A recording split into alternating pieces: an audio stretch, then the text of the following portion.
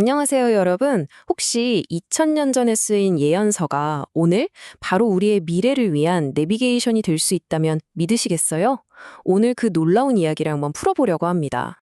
우리 모두 사실 한 번도 가보지 않은 길을 걷고 있잖아요. 어떤 길로 가야 내 커리어가 좀 풀릴까? 이 선택이 진짜 나를 위한 게 맞나? 이런 고민들 때문에 때로는 정말 막막하고 불안하게 느껴지죠. 여러분은 이 낯선 인생길에서 어떤 지도를 보고 계세요? 보통 예언이라고 하면 뭔가 무섭고 막 심판의 날 이런 이미지를 떠올리잖아요. 근데 사실 성경의 예언은 정반대예요. 위험 구간을 미리 알려주는 경고등, 그리고 절대 길 잃지 말라고 콕콕 찍어주는 약속의 이정표 같은 거죠. 한마디로 우리를 위한 가장 정확한 영적 GPS라고 할 수 있어요.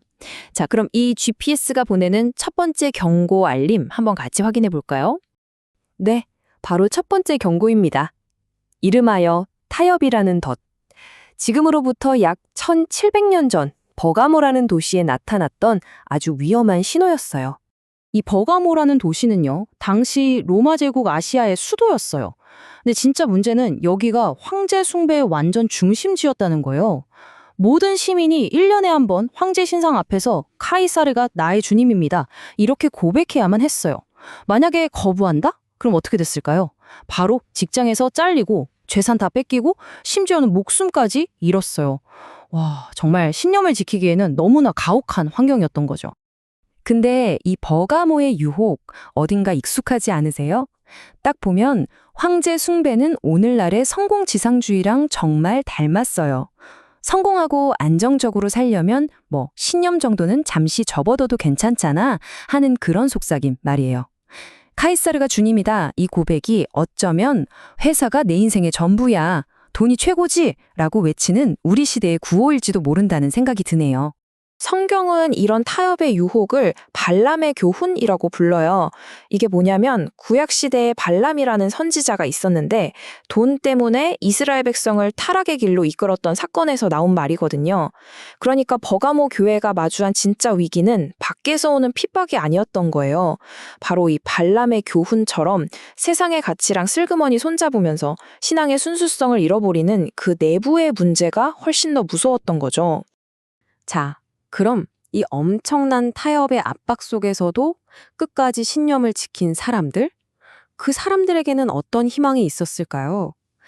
하나님은 그들에게 흰 돌을 주겠다고 약속하셨거든요. 과연 이 흰 돌이라는 게 대체 뭘 의미하는 걸까요?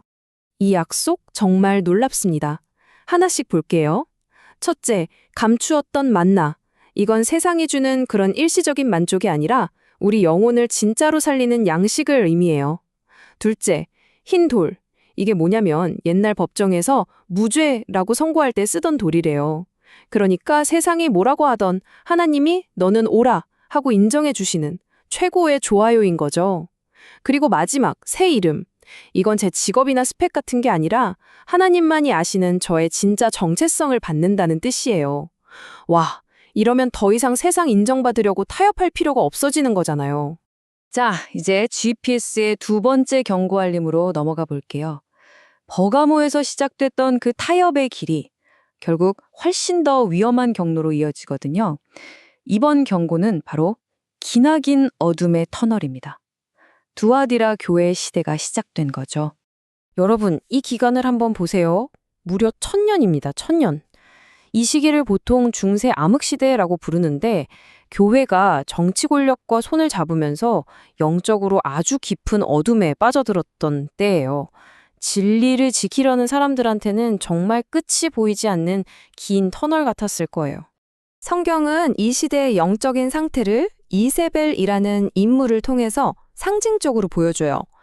이세벨이 누구냐면 구약시대 아합 왕이랑 결혼해서 이스라엘 전체를 우상 숭배에 빠뜨렸던 왕비거든요. 여기서 이 결혼이라는 게 포인트예요.